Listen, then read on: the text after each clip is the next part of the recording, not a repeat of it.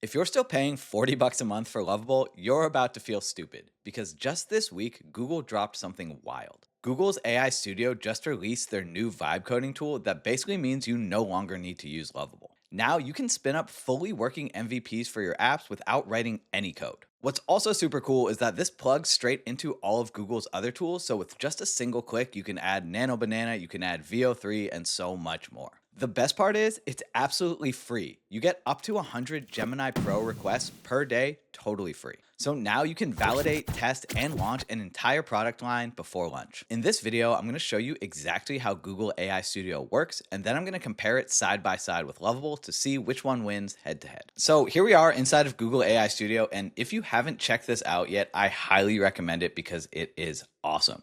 Just head over to aistudio.google.com, and this is what you're gonna see. You may be familiar with this by coming into the chat where you can play around with Nano Banana and other cool features to generate images, but what we really care about today is this build button.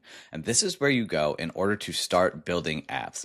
The most powerful thing about this, aside from the fact that it's free, is that you can immediately link up all of these cool Google features directly into your app. So say we want to use Nano Banana, we can use Nano Banana. If we want to generate images with Veo, we can generate images with Veo. If we want to use Google Maps or search data, we can just add these up top here and we get access to everything that Google provides. This is insanely powerful. What's also really cool is that if you have no idea what you want to build and you just want to test this out, you can just click the I'm feeling lucky button and it's going to give you an idea for an app. You don't even have to think of anything yourself. Create an app that helps me design my dream garden by generating layouts and plant visuals based on my preferences. So if you like plants and you like gardening, this could be cool for you. So people are now spinning up MVPs or minimum viable products and sending this out to their audience to see if people are interested literally in a couple of minutes. This is a great way to test the idea for your app, to get user feedback early and to see if you can make some money with this. So I had an idea for a fun app. It would be kind of like a virtual dressing room where you can go, you can upload a picture of yourself, you can upload some articles of clothing, and you can try on different outfits. Super simple. I want to see how Google Studio does, and then we're going to hop over to Lovable, use the same prompt so we can compare the two. The first thing I want to use is I know I'm going to want to use Nano Banana. What's also cool is that you can actually just use speech to text to talk directly to this instead of typing in your prompt. I want to create an app where the user uploads a photo of themselves and a photo of an article of clothing, and then Nano Banana generates an image of that person wearing the article of clothing. Make sure the new image matches the crop and the scale of the original photo of the person. And I also want to include a slider so that we can see a before and after image. I also want to create a virtual dressing room where we can store the images that are generated and a place where we can upload new articles of clothing so that we can try on multiple articles of clothing. So Google just translated all my text and let's see how it does. I'm just going to click build. If you want, you can come in here, you can change the model from Gemini Pro to anything else. I just recommend using Gemini Pro. You can change any of the custom system instructions. You can also change the type of templates that it uses. I'm just going to stick with the defaults for now. If you want, I didn't show you before, but you can click this plus button to add files and images if you want to have references for what the design should look like and the styling. This is great. I also actually recommend reading through this section here because sometimes you get cool ideas to add into your app. Allow users to save generated outfits and easily try on new clothing items with previously uploaded photos, expanding the virtual dressing room experience. So Google's actually giving you ideas on how to improve your app. Add video generation to your creative app. Let users turn their blog posts, scripts, or product descriptions into short video clips. So maybe we want to not just have the articles of clothing as an image, but maybe we also want to generate video using Veo 3. So if we come over to the left here, you can see this is so far has thought for 29 seconds about how it wants to execute the task. It's been running for about a minute, and you can see it's just going down and it's checking off all of these items that it's creating for us. Some of the interface might feel familiar to you if you've been using Lovable before. This is where we go ahead and we preview the app. Once it's ready here, you can come in here to the code to see all of the code it's creating and check out the different types of files that Studio is creating for you. And now in literally, let's go up and see.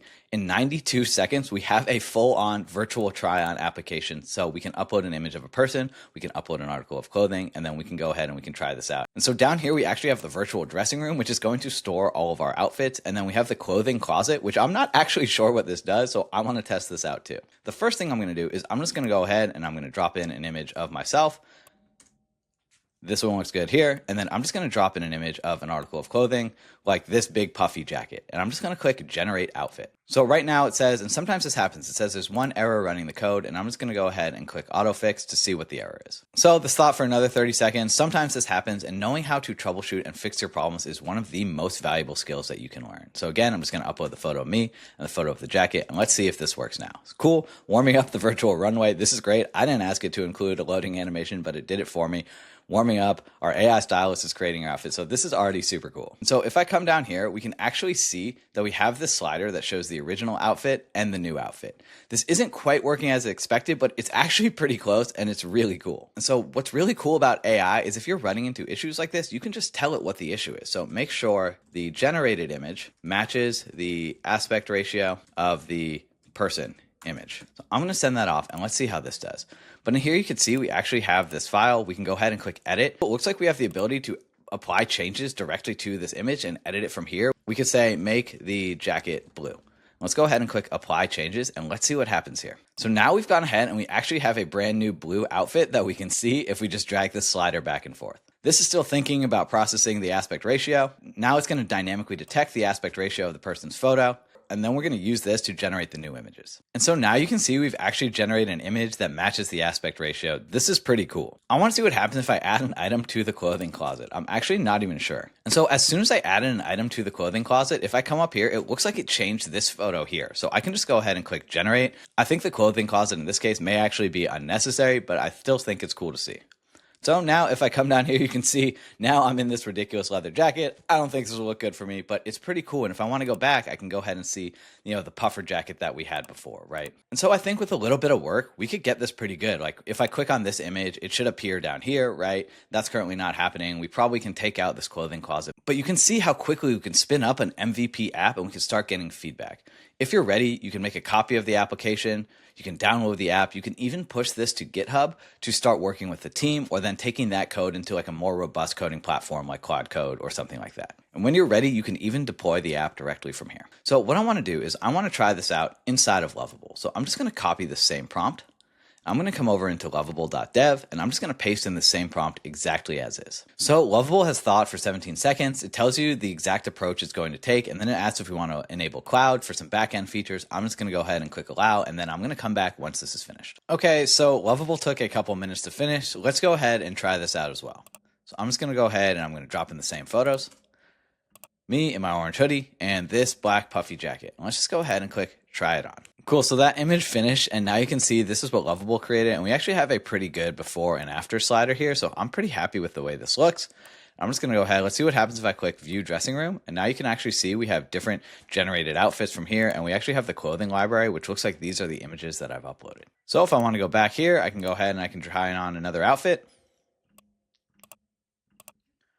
And I'm just going to go ahead and try on this red jacket and click try it on. And we can see here that we have me in this leather jacket again. And if I come over to the dressing room, you can see we have both of these images generated inside of Lovable. I made a few updates to the one in Google Studio, which is looking pretty good. We can see that we're still having some blending issues, and I think this just comes down to prompting. But all in all, you can see we have the basis of a pretty powerful app that we got built in just a couple of minutes. If you thought this video was cool, please subscribe to the channel. If you want to learn how to turn your N8N automations into micro SaaS apps like this one, check out this video right here. I'll see you over there.